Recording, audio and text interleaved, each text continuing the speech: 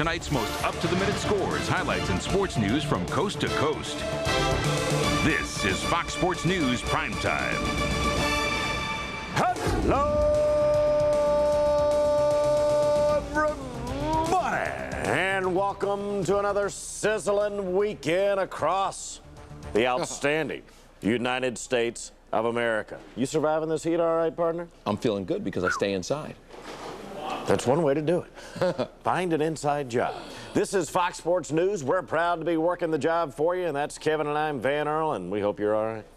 Frazier, Wright, just to fill in the blanks, and of course, Fox Sports News Primetime. Enough talking. Let's get the big boy in the picture, the Jumbotron, and let's see what's up for this Friday evening. The Punisher still shopping for a pitch that he can take deep for number 41. Oh, it's trouble north of the border, buckos and spos. Surprise, surprise, look who's on top at the British Open. We also have football news, plus Mike Tyson's application to return to the ring. But we'll begin with what else? The home run race. We scream, you scream, we all scream for a home run every time Mark McGwire picks up a bat. But of course, that is just not going to happen. In fact, Mac had gone 11 consecutive at-bats without a connection as the Birds continue their weekend home series tonight against the men of blue from Los Angeles. But in the first, Mac against Brian Bohannon, and that baby is launched. Look out.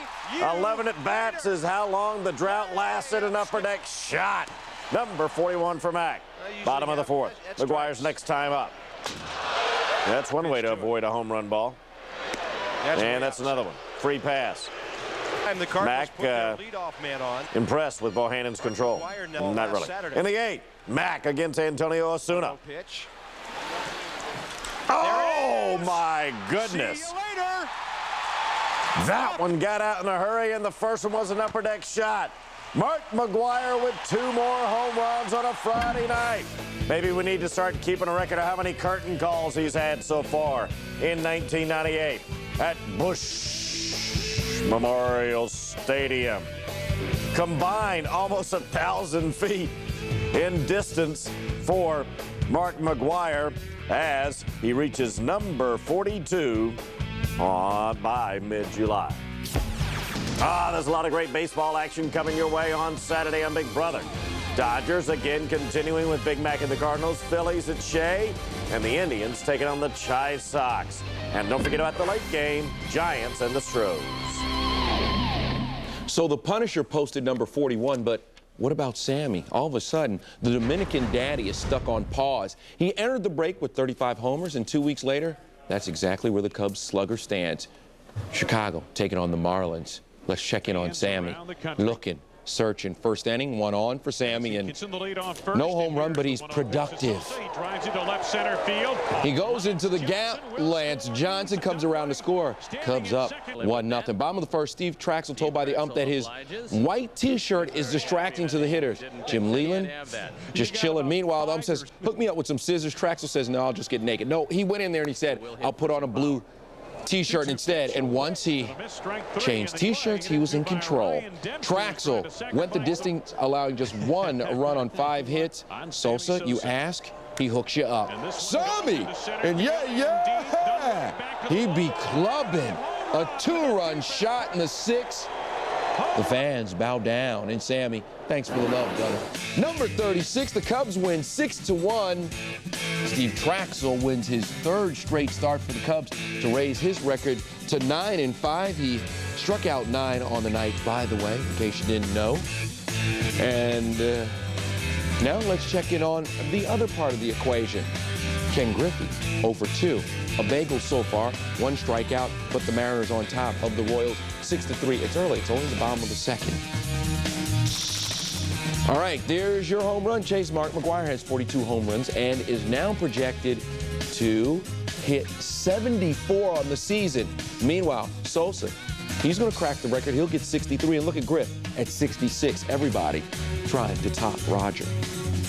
On to golf, where the honeymoon between Mother Nature and the British Open lasted just 1 day. Today, wind and a lot of it, as well as rain and a lot of that too, made conditions brutal for the best golfers in the world at this 127th edition of the championship. Royal Birkdale, the site, and everybody talking about the roar of the Tiger after Thursday's first round, but it was the roar of the wind and the elements on Friday in the second round. Tiger opened up with bogey.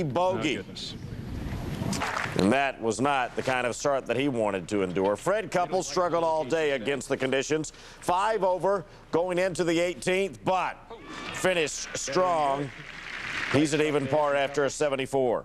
British Amateur Justin Rose had to qualify for the event. He's 17 years of age, and on the 9th hole, a 50-foot bomb that dropped. He had a 66. He's used to the conditions since he usually plays across the pond. Brian Watts, unable to cut it on the PGA Tour. He plays on the Japan Tour. But here on the 12th, just part of his outstanding day, Brian Watts, the only player to have 2 rounds in the 60s through the first 2 rounds. And how about this for win? The putt stopped dead in its track and even rolled back towards Tiger. Wow.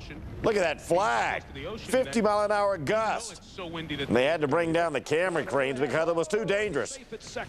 And that's a clown, and he's a jerk. Shot of the day, Nick Price.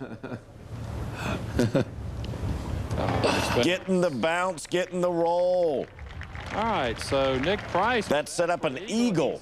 Even par, so he could make a. Then coming back towards the cup off the hill. Much closer. Now that's how you play it to the terrain. Look at that. Out here at 17. Tiger played with Nick Price on Friday. He had a birdie on 17, and then on the 18th, another birdie.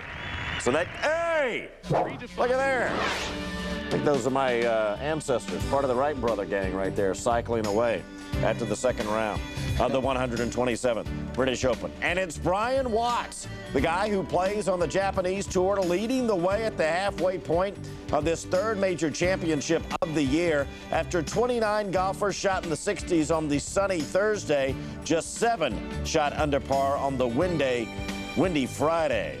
Mark O'Meara, the Masters champion, of course, within range. And Davis Love III, the reigning PGA champion, also at even par.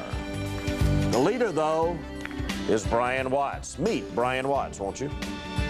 Yeah, I've been fortunate because my ball striking wasn't super good yesterday. I putted real well yesterday and managed my game good. And fortunately for me, today my ball striking was good and was able to hit a lot of fairways and greens. Yeah, you have to be more creative, and I think once you get the feel of that, and you can use the wind to your advantage. I mean, it's easy to say now, but that's the idea. Yeah, it was tough. We got up, started in pouring down rain, and then the wind started howling, so it was very difficult. And I'd say at least 3 or 4 shots harder than yesterday. And on top of that, I didn't play as well as yesterday, so it was a long day. That's how you want the British Open to be. You want to have a day with good weather so people can see we actually can play golf, and then you want to have some hard conditions as well, because that's what the British Open is all about, playing by the sea where the wind is the main factor. These are the guys who will not be around for the weekend. Monty, man, he's really been struggling at the British Open, and he struggles again in 1998.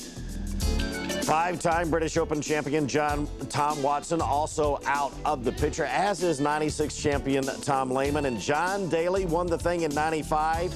He was looking to make the cut, but then he had a 10 on the 18th hole in today's second round. Let's get back to baseball. And, right now life is just wearing Indian starter Charles Nagy out. The guy who signed a $24 million contract earlier this season is dropping quotes like, "I feel like a black cloud is following me around," end quote. He even asked the media what they thought his problem was because the righty has been simply awful. As a matter of fact, Nagy is on pace to set the major league record for homers allowed in the season. Already he's given up 26. Albert Bell, bottom of the 6th, 2-1. Oh, there's number 27. Albert, still tasty and toasty hot. He goes over the wall, and all of a sudden we're tied at 2. That's career homer number 300 for Albert. Bottom of the 7th, tied at 2, and Nagy. Oh, there's the black cloud again. He does the wild thing. Mike Cameron comes around to score 3-2, but in the bottom of the 9th, The whole dream, the whole thing caves in. Tied at 3, Robin Ventura nails a Paul Shoe pitch, and you see the celebration, you see the love by the club, the White Sox. Look out. All of a sudden, they're feeling the flavor. They win this one 4-3. Albert Bell has now gone deep 10 times since the All-Star break. His 28th this season gives him 300 in his career, as we told you. Meanwhile, Nagy's numbers, he gets a no decision after going 7 innings, allowing 3 runs on 6 hits. And you know what? Let's check out what he's done in his last 5 games. And basically, he's hurting. 0-3, but the ERA, it could float a blimp. And you see, it's just nasty all the way around for the guy right now. Some baseball history was possible tonight at Tiger Stadium as Red Sox pitcher Jin-Ho Cho was trying to become just the second Korean-born pitcher to win a Major League Baseball game. The Dodgers' Chan-Ho Park, of course, was the first. The assignment for Cho, to try and destroy whatever confidence Detroit might have gathered from their victory last night over the Yankees. Really worked on. Jin-Ho Cho out to a 1-0 lead and getting all-star Damian Easley in the first.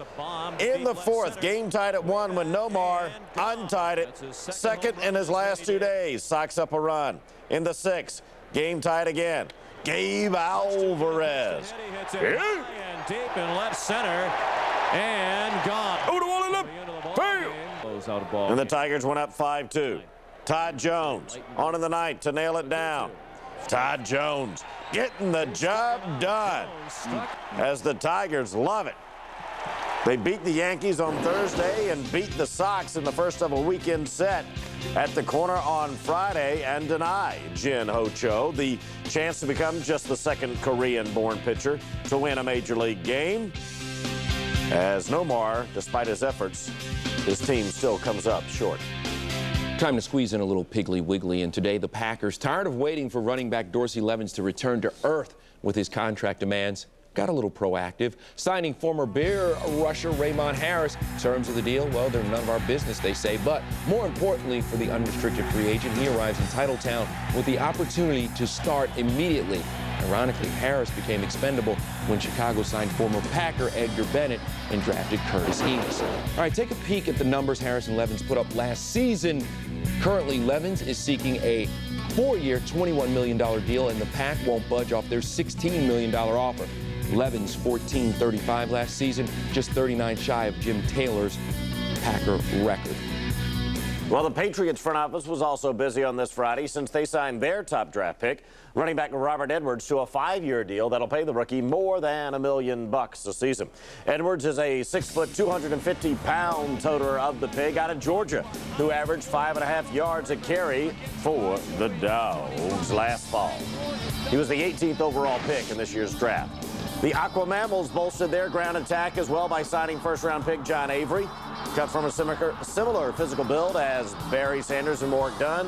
He's 5'9", 190 pounds, and he'll hopefully give the Dolphins some breakaway speed that they have lacked with Kareem Abdul-Jabbar and Lawrence Phillips. We'll see if the rookie can step in and play for Jimmy Johnson. How about the British Open? We have to go back to that for a second because today Mother Nature kicked up, and boy, a lot of guys fell off. But, you know, you figure with the weather, something wacky happens, and look who's in the lead. There you go. Brian Watts. Who? Brian Watts. But that putt that Tiger hit, it just hit the brick wall of the win. And we will have more on today's leaders a little bit later in the show, so you want to stay tuned. Outstanding. Hey, we're just getting started here, ladies and gentlemen. A whole lot more is coming your way. Indeed, indeed. Let's see what's straight up. The crash course in the outfield. Well, Todd Hundley is enduring it and barely surviving. How do you get respect in this league? Find out why the Astros are the Rodney Dangerfield of the bigs. And who will take over for the Bulls in Chicago? Tim Floyd? He of Iowa State? Look out on the Viagra. This is Fox Sports News Primetime on Fox Sports Net.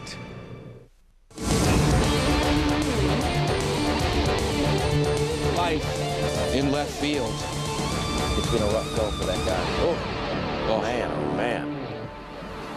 Has it ever? Todd Hundley's work and project and whatever you call it. It's a nightmare, ladies and gentlemen. His return to the Mets, a much anticipated happening for Mets fans in New York, but now 2 days into the thing, all that anticipation has been replaced with frustration.